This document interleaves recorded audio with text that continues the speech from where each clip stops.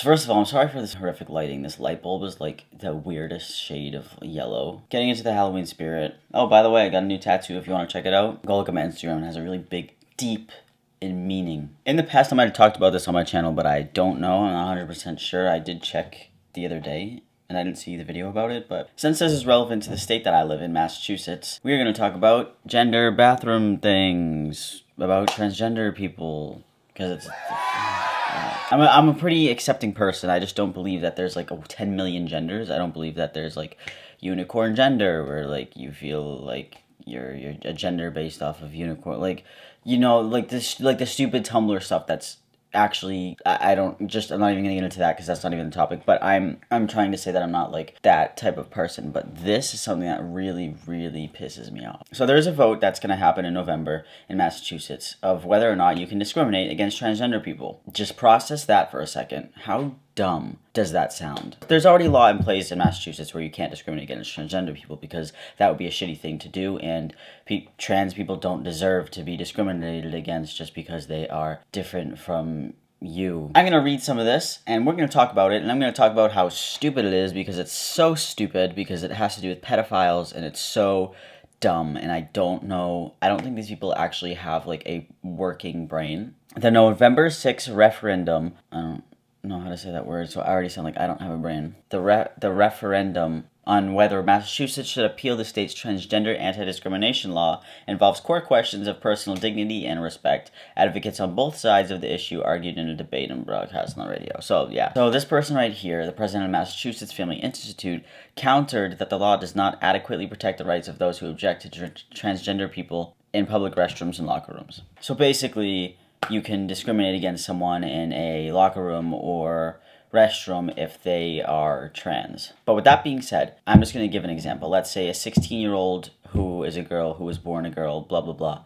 And they're like, oh, just realized that I'm female to male transgender, so I'm going to start transitioning. And then let's just say that person just cuts their hair. Okay, just cuts their hair and doesn't really pass. Do I think that person should use the men's bathroom? No, because that is a safety issue. Not only is it going to be unsafe for you, but it's the other people in there are going to be very dramatic, and they don't know what's going on. So I'm saying stay safe.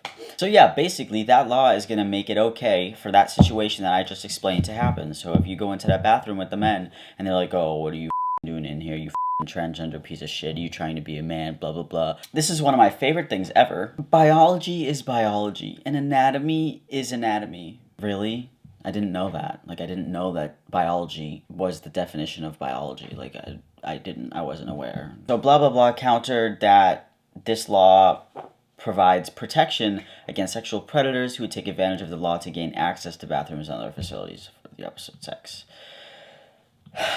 This doesn't make sense, because this has been the argument for like the past couple of years, is that sexual predators are going to use the transgender law to put a wig on, put makeup on, put women's clothes on, go into the women's bathroom, find a child that just happens to be taking a shit, and doing stuff to that child in the public restroom. That is why people want to vote no and want to get rid of the law, because they think that this is something that happens. They also think that transgender people are pedophiles, and the only reason that they're transgender is that they're going into the bathroom so they could find a kid, because it's so much easier to find a kid in the bathroom than it is to go in the street after school at 3 p.m. and grab them when they're walking home. Like, this is what transgender people are doing to our society. They are dressing up and kidnapping the kids in the bathroom. I don't know if you guys knew that. So that actually sounded really serious. That was sarcasm. Suffrandini added that there is no evidence that the law poses a danger to public safety, citing a study conducted by a think tank associated with the UCLA School of Law that found no correlation in Massachusetts between crimes committed in bathrooms and civil rights safeguards for transgender people.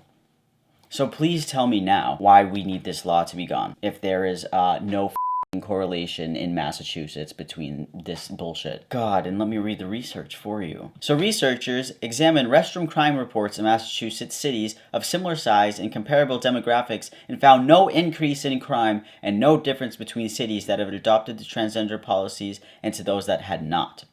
So activists who want to undo the law have focused their campaign message on bathroom safety concerns. They suggest that a new right for transgender people infringes on everybody else's privacy rights and could be abused by men who want to prey upon women and children in the ladies' room. The vote is being closely watched nationwide because it offers the First Nation, blah, blah, blah. So the people who want to get rid of this anti-discrimination law want to just get rid of it so that predator thing doesn't happen. So the transgender pedophiles don't go into the bathroom and steal their women and children, because it happens on very, very immense amounts of occasions. Okay, if you think about it like this, why would you want to get rid of that law when it protects these specific people, like me, my friends, other transgender people? Why would you want to get rid of that law just because on a very rare occurrence, and actually what this states never ever happens? Why would you want to get rid of that? Just because you think that's going to happen, because you are not educated on transgender people, because you clearly aren't. Like, do these people have a brain? Who put these people in charge of doing any of this? Where did they get their education? Where did they get their brain? How did they get to this point if they can't process that little thing? How does your brain work? I'm sorry, I'm just annoyed. I don't know if I ever talked about this on my channel, but it's just really irritating and I think it's so stupid. But let me read some of these comments to you that people commented on this article because I thought it was hilarious. This is the dumbest question ever. Another ridiculous scare tactic to insinuate that transgender people are rapists and pedophiles. Do conservatives think that transgenders have not been using public restrooms, or are they holding it forever? The only perverts I ever hear about getting busted in bathrooms are old white Republican politicians.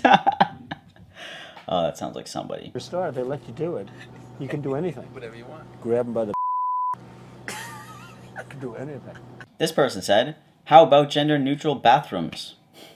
Or, what we could do is have one big male public restroom, one big female public restroom, and one family restroom that has one stall thing, one room, like it has been for a very long time. Okay, well anyways, I hope you guys enjoyed me ranting, and tell me your thoughts on this, because it's just it's so annoying. It's so stupid and annoying, and I can't deal with it. Anyways, I love you guys, and I will see you on Sunday. Peace.